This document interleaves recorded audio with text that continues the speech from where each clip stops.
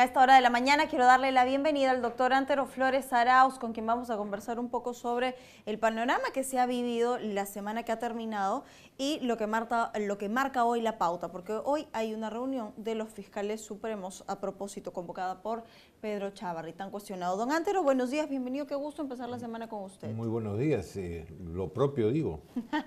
Y bien, lo comentábamos un poco en interno, vamos a conversarlo para que la gente pueda no sacar conclusiones, porque aquí estamos tratando de darles perspectivas diferentes, pero el hecho de que Fuerza Popular haya perdido el entusiasmo por Martín Vizcarra hace que nosotros miremos el panorama político de diferente manera. Ya no se va a trabajar de manera concertada, la mesa directiva es solo de Fuerza Popular. ¿Qué ha sido o cuál ha sido el detonante para que se rompa esta vibra de paz que se vivía entre los pepecausos y Fuerza Popular desde que asume Martín Vizcarra? ¿Fue el referéndum el detonante de esto? Yo creo que habría que ir al principio, a los orígenes. ¿Cuál es? ¿Fue entusiasmo por Vizcarra o fue fastidio por Kuczynski? Totalmente, o celebraban la salida, porque la primera reunión ha sido el 12 de febrero. Así es. Ya sabía entonces Martín Vizcarra que era lo que se venía, por eso me reúno con Fuerza Popular. Lo primero es lo de Fuerza Popular, que tenía la adversión, obvio, a Pedro Pablo y resentimientos y en fin, pasó factura. Sí. Y lógicamente cualquiera que hubiera sido el vicepresidente que asumiera el saldo del gobierno de Kuczynski, lo iban a aplaudir. En este caso fue Vizcarra el vicepresidente y que le tocaba asumir la presidencia. Entonces la simpatía no era per se por Vizcarra, sino era por la sucesión a Pedro Pablo Kuczynski. Yo parto de ahí. Entonces fue más animadversión al que salía que simpatía por el que ingresaba. Ya. Luego viene que aparentemente esta simpatía se van reuniendo, etcétera, que no es ningún pecado, no es nada de doloroso. Eso es un punto interesante. A ver, los políticos tienen que conversar, sí, es natural. Aquí me he sentido yo como en alguna vez o se cayó o se desplomó, o nos ha mentido o ha omitido información, o nos ha mentido o ha respetado las condiciones bajo las cuales estaba pauteadas estas reuniones, que es la reserva, ¿no? Yo no las hice públicas porque precisamente Keiko Fujimori me dijo, bueno, por favor, esto hay que mantenerlo en stricto sensu, calladitos. Eso tiene lógica.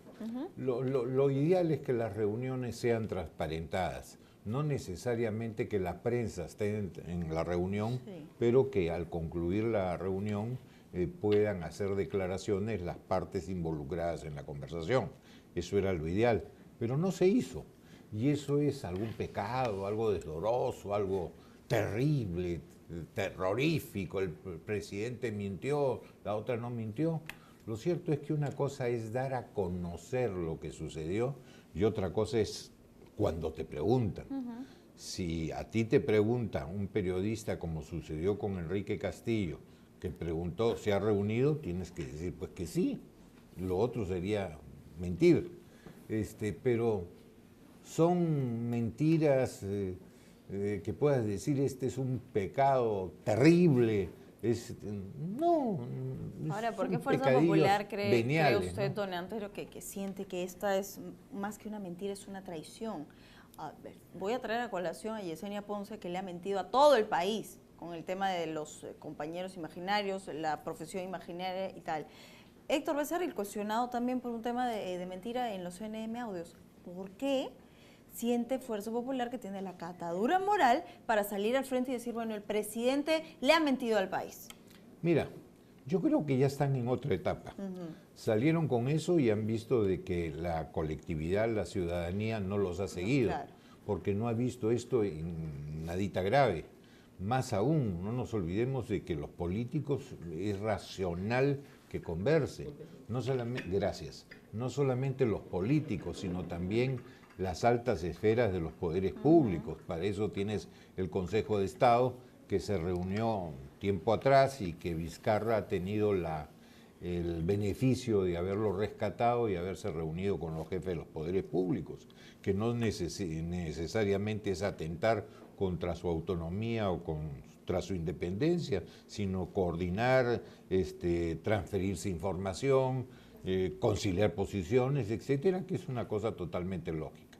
Si eso se puede hacer en las esferas de los que tienen cargo público altísimo, ¿por qué no hacerlo entre los políticos que también tienen representación o no la tienen en el Congreso, pero que tienen pues muchos militantes o muchos seguidores y que en alguna medida te fijan pautas en lo que debe ser la agenda nacional? Sí. Entonces es perfectamente válido. Yo no sé por qué tantos saltos si el suelo está parejo, ¿no? La agenda nacional. Post mensaje presidencial, luego de 28 de julio, miren, ya ha pasado un mes. Martín Vizcarra plantea, para algunos brillantemente, porque además se siente que es un presidente que no tiene bancada, los pocos pepecausas que están ahí no lo respaldan 100%, y él propone el tema del referéndum.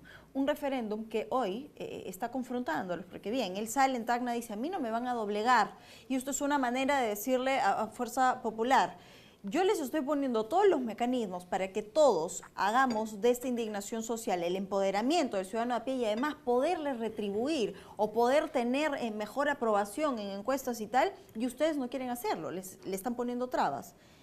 ¿Tanto va a demorar el Pleno para poder debatir el tema de referéndum? ¿En serio podríamos tomarlo más de 3 meses? Mira, no es cuestión de que discutas el referéndum. Es que al referéndum se tiene que llevar un planteamiento sobre qué vas a decidir, sobre qué vas a decir sí o no. No es el referéndum per se, es las materias del referéndum. ¿Y cuáles son las materias? Primeramente se ha pensado en el tema de la reforma judicial y de todo el sistema de justicia. ¿Qué es la consigna? Pero por ahí tienes que comenzar por el principio. Hoy día tú no puedes nombrar jueces, no puedes nombrar fiscales, no puedes sustituir por titulares a los que son provisionales, no puedes hacer tampoco las ratificaciones cada 7 años y menos puedes expulsar del sistema judicial a los que son malos, a los que tienen algún anticucho, a los que tienen algo desdoroso. ¿Por qué? Porque no hay Consejo Nacional de la Magistratura. Entonces, lo primero que tienes que hacer es resolver la normatividad legal para que de nuevo haya un Consejo Nacional de la Magistratura. Tú no puedes hacer un edificio comenzando por el penthouse, tú tienes que hacer un edificio comenzando por el sótano, por donde están las bases, los cimientos. Aquí se quiere comenzar al revés, y eso creo que está mal. El tema del Consejo Nacional de la Magistratura no es difícil de resolver. Se quiere resolver prácticamente haciendo un concurso público de notables, para lo cual sí se requiere una reforma constitucional. Yo no estoy en esa tesis. Yo creo que está bien que las instituciones que tengan que nombrar, y lo hemos conversado otra vez, Carla, a sus representantes lo hagan con personal idóneo. Entonces pon más filtros, pon más marrocas, pon más esposas para que no lleguen gentes que no deben llegar y lleguen realmente gentes de primer nivel.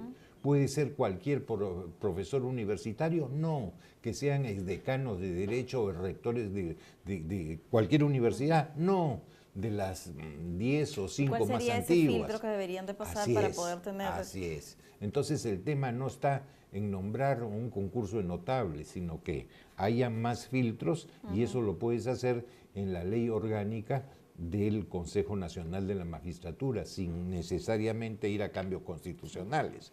Entonces comencemos por allí. Lo más importante, lo más urgente es lo del Consejo Nacional de la Magistratura, que es para hoy. El tema de la reforma política es para el 2021. Va a demorar, sí. Entonces, ¿cuál es el prurito de estar en plan de pataleta, referéndum, si todavía no se ha discutido en el Congreso?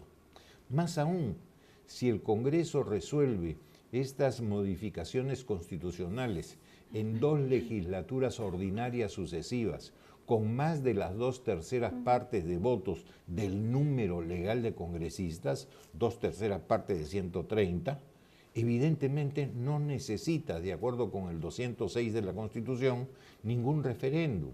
Entonces, estamos poniendo la carreta antes de los caballos. Tu perspectiva tiene argumentos. Pero por supuesto. Yo te traslado el sentimiento del ciudadano de a pie, luego de haber hecho un análisis por encima de lo que está ocurriendo. Debería ser aprovechada la contienda municipal y electoral para poder minimizar costos. De no darse en estas fechas hasta segunda vuelta, demanda que el país invierta 120 millones de soles en poder hacer una nueva elección en referéndum. Si estamos apostando, o si este gobierno apuesta por la austeridad y nos quejamos de que nunca hay plata, o de que por qué siendo un país que no se ha activado económicamente aún, luego de todo el déficit que hemos tenido, sí podemos darnos el lujo de poder gastar esa cantidad de plata. Estoy totalmente de acuerdo contigo. Tú tienes que priorizar. Sí. ¿Qué es prioritario? ¿Un referéndum o resolver parte de los que son el friaje o la helada? ¿Qué es más importante, dar más recursos para la reconstrucción del norte o hacer un referéndum? Yo creo que hay que priorizar siempre el gasto. Somos un país de muchísimas necesidades, pero de insuficientes recursos. En consecuencia, los pocos recursos que tienes que emplearlos bien. Bueno, ¿y cuál sería entonces, crees tú, el punto en el que debería haber un equilibrio para que esta situación sí no confronte ni a Martín Vizcarra ni a Fuerza Popular? Lo conversaba con la congresista de Fuerza Popular, Milagros Salazar. Para ella, esto está causando confrontación y se está desviando la atención en el tema de urgencia, que es la reforma política y judicial, una reforma que ella siente que va a ser como la reconstrucción, que este país es así, reaccionista, hay una acción, tratamos de hacer y al final va perdiendo fuerza en el camino. ¿Quién habla ya de la reconstrucción? Sin ninguna duda. Por eso es importante primero resolver lo urgente y después lo que se llama importante. Pero no cambiemos las cosas.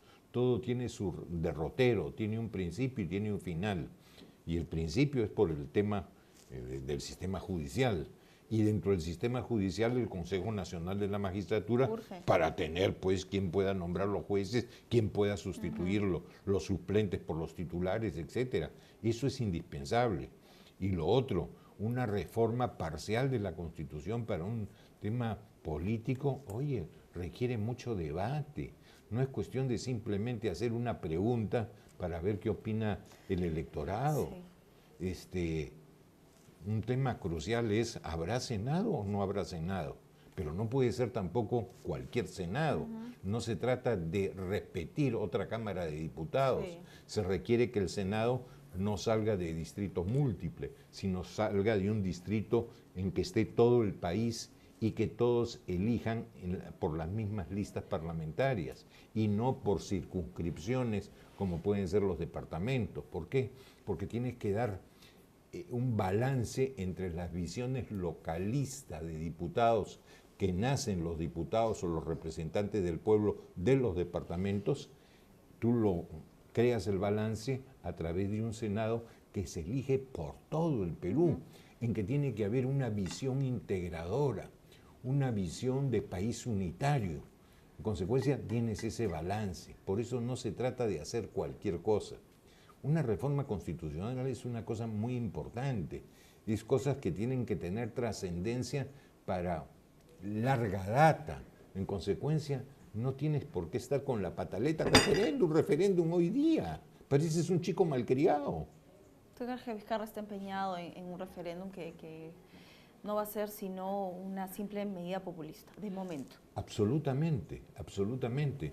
Por eso yo creo que un presidente de la República, una cosa es sintonizar con anhelos populares y otra cosa es ser líder, dirigir, llevar al país por derroteros lógicos y no simplemente pataleturos. ¿Tú sientes que ese no es el camino de Martín Vizcarra? No. Bien, vamos a dejar ese tema ahí. Además, no lo creo que sea por él. Yo creo que hay ahí unos consejos... tema de asesoramiento. Sí, de imagen, sintoniza con la gente, esto te está llevando a subir a las encuestas, sí. Pero ¿por cuánto tiempo? O sea que estamos en el plan de hoy día tienes atracón y mañana tienes anemia.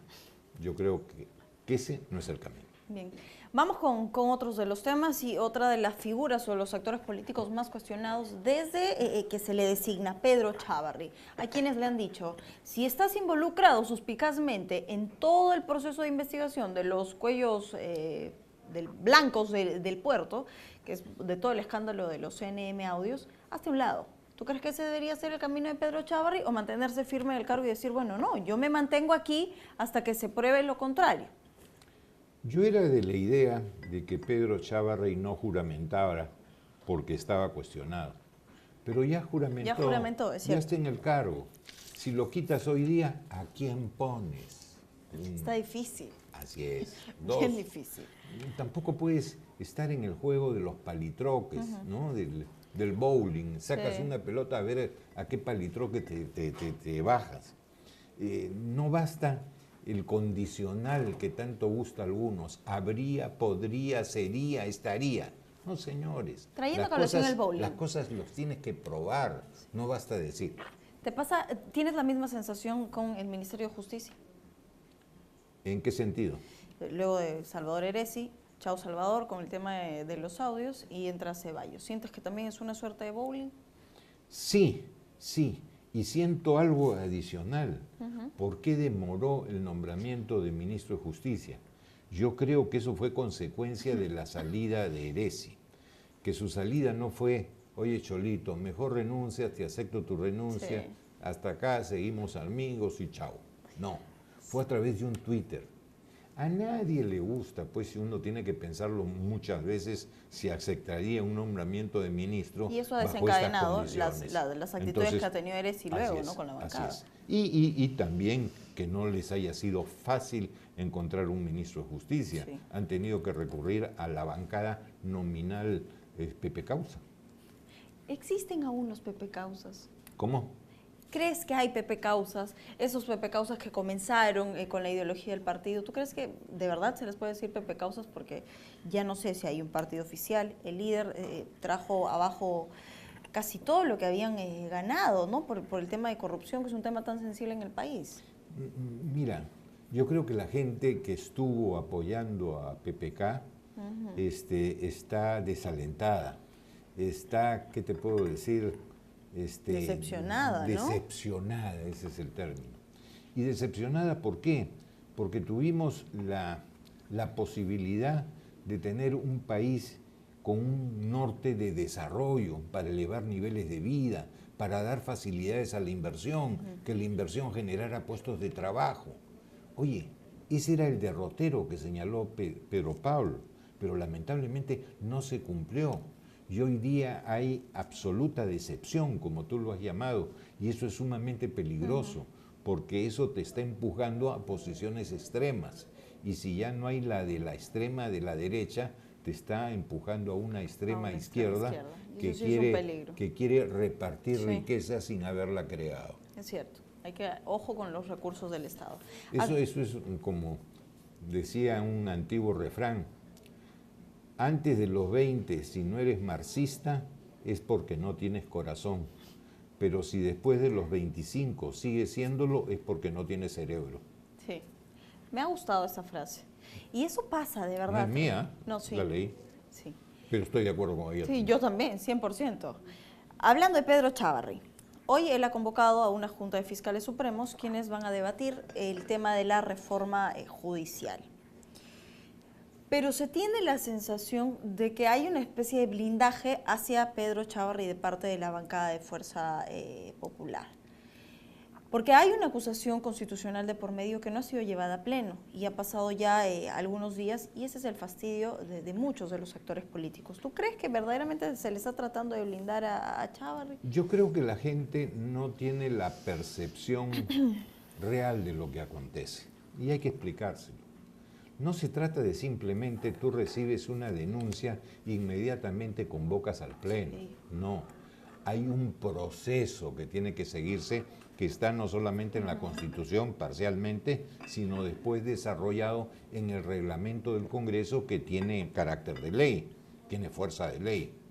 ¿Y qué ha pasado? que tiene que ir a una subcomisión de acusaciones constitucionales. La subcomisión de acusaciones constitucionales nombra prácticamente a un parlamentario instructor, como había antes el juez instructor, que procesa, que da un informe. Luego se reúne la subcomisión de acusaciones constitucionales, tiene que escuchar al que está imputado, que en este caso sería el señor Chávarri, sí, a su defensor. Luego, si notan que hay ahí carne, pasa el tema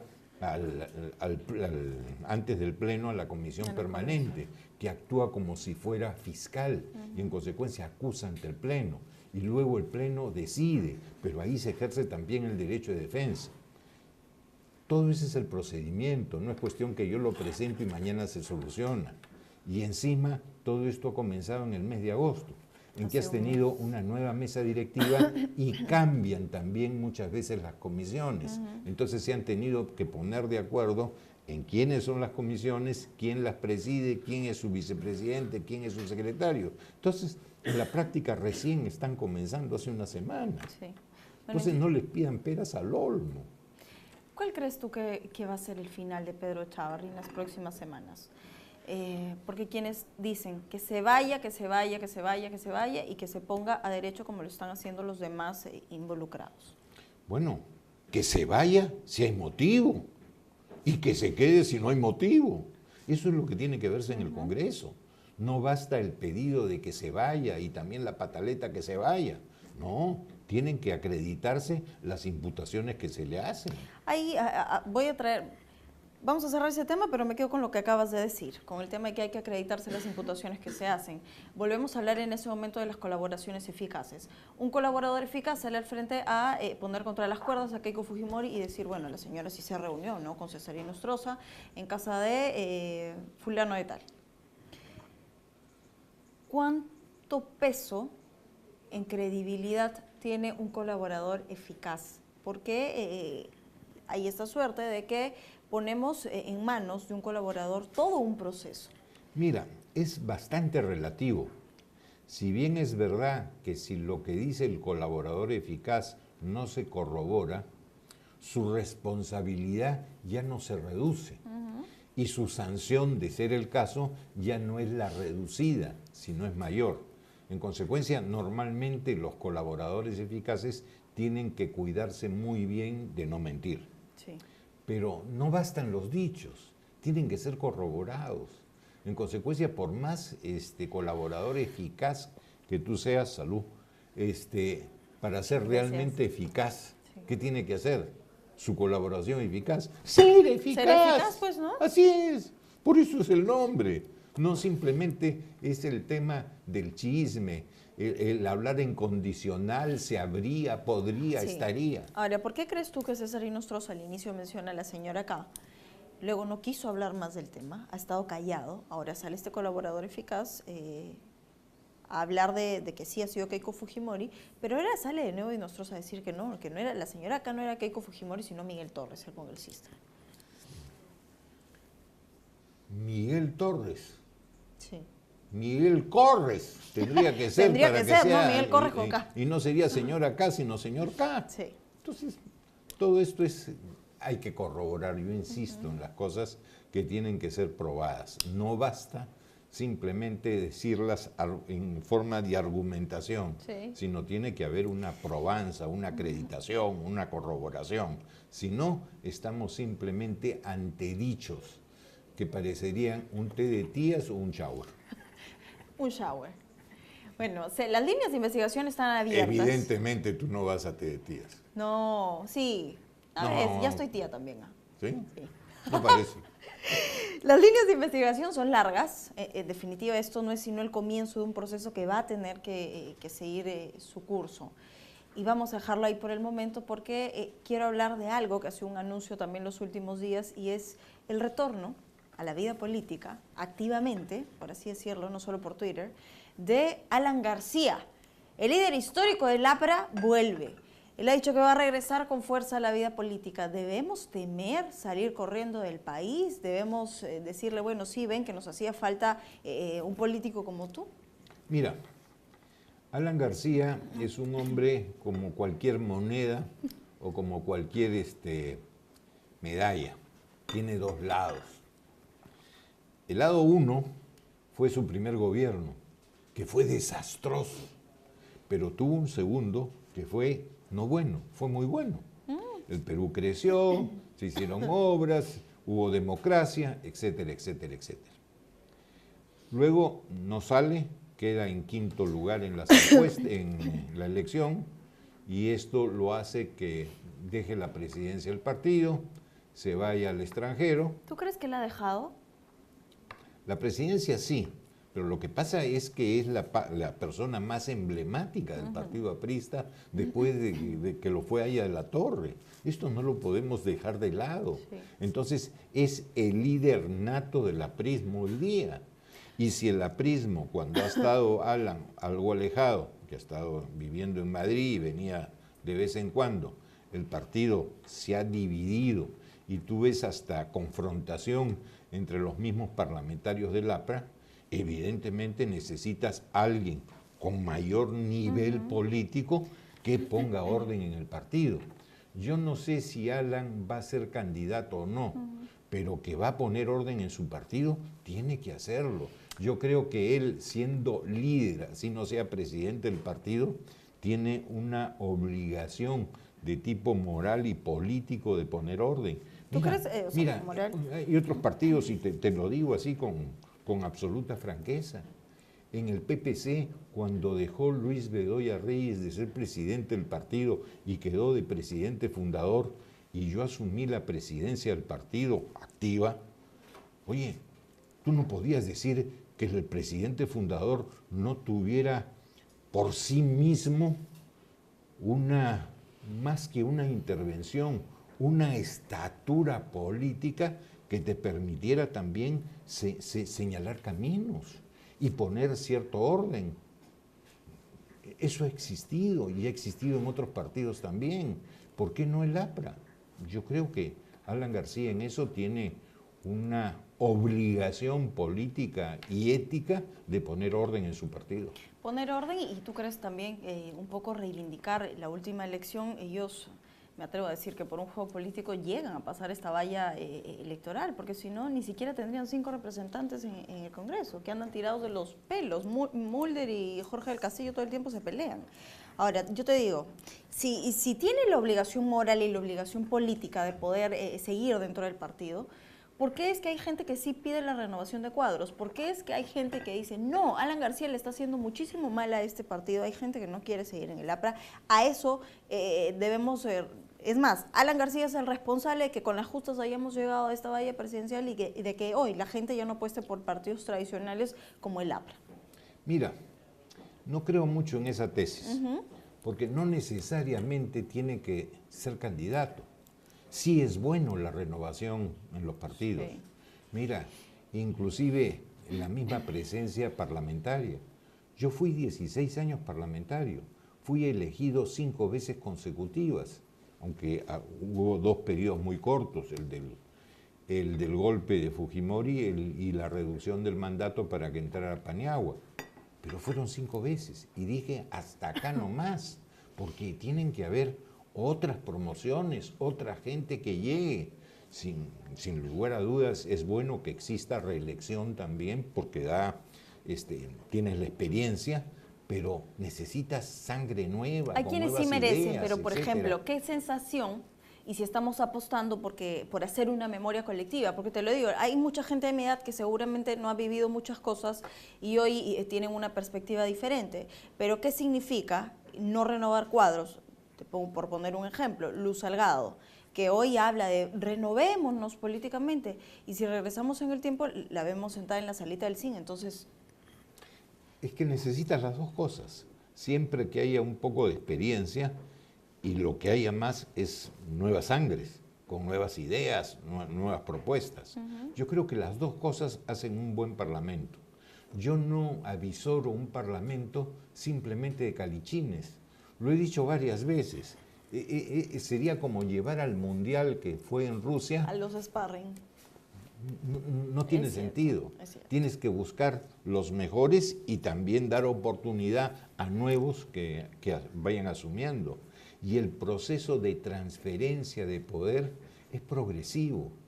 Entonces, en el APRA muchas veces han visto que Alan era un tapón, solo Alan, nadie más que Alan.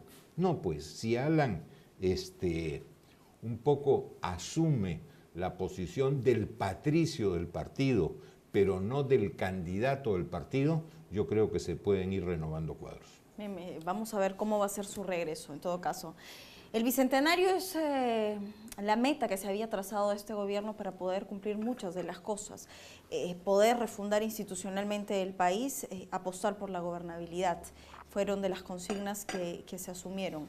Hoy la lista de trabajo ha cambiado porque hay mucho déficit, hay muchos problemas, sobre todo sociales. El tema de poder ser probos en este país le está costando a muchos. ¿Llegaremos al Bicentenario? Es la pregunta. Vamos a llegar de todos modos. Pero con las reformas. El tema es cómo vamos a llegar. ¿Cómo vamos a llegar? Y no se trata de reformas por reformas, se trata de hacer reformas que te pongan en un mejor camino, en un mejor derrotero, con un norte clarísimamente establecido. Yo creo que con los proyectos que se han presentado al Congreso eso no se da, salvo que se hagan modificaciones sustanciales. Por ejemplo, lo del Senado, lo de la reelección, etcétera. Y si llegas, como te digo, a 2 legislaturas sucesivas con una votación calificada, no es necesario el referéndum, ¿no? Bueno, esperemos entonces cuáles van a ser las medidas a tomarse. Don Antero, yo quiero... Y hay algo más. No te olvides de que en ciertos sectores no se está tomando se toma con ligereza la posibilidad de que tengamos, y hay que decirlo clarísimamente, algún desastre natural en los próximos años. Totalmente de acuerdo. Y mira, yo he estado este fin de semana en la Universidad Santa María de Arequipa, Católica, dando unas conferencias en que estuvo también José Luis Bonifaz, que conoce mucho de esto, y el jefe del INDECI, el general Chávez Cresta, tratando de las cosas que se deben hacer y no hacer, y previendo cómo debe ser el tratamiento de Usted lo ha dicho, el tema estos preventivo. Problemas preventivos, es muy importante. Sí, claro. Me encantó que en Arequipa lo hagan para la macrorregión sur, pero se necesitan muchísimas otras cosas y que las otras regiones del país también tomen este tema en serio, ¿no? El tema preventivo no solo en desastres naturales, el tema preventivo en la violencia, el tema... La familia es la célula básica de esta sociedad. Si no apostamos por el tema preventivo y axiológico, seguiremos caminando a la lista de víctimas y demás. Y mira, si me permites un minuto. Sí. El Perú no es recipiendario de inversiones porque sea el Perú. Lo ha sido porque había reglas que te permitían más o menos recibir inversiones. Pero hoy día estás compitiendo muchísimo, por ejemplo, con Canadá. Estás compitiendo muchísimo en tema minero con Chile y en otros sitios. Y acá el inversor dicen, una SUNAT que no me deja trabajar bien. La consulta previa exagerada. Sí. La responsabilidad, supuesta responsabilidad comunitaria de las empresas que me obliga a pagar en realidad un segundo impuesto a la renta. Cuando ve todo esto los inversores y ve inclusive un sistema laboral tan estricto para terminar con ciertos empleos, el inversionista dice, ¿por qué voy a ir acá si puedo ir allá que no tiene todo esto? Es cierto. Cuidado. Desde el lado inversionista y además quienes están emprendiendo deciden seguir siendo informales y el país no avanza. Don Antero, gracias por haber estado con nosotros, abrir la semana así y esperamos reencontrarnos más adelante. Encantadísimo. Bien, ha sido el doctor Antero Flores Arauz hoy en Noticias en Digital.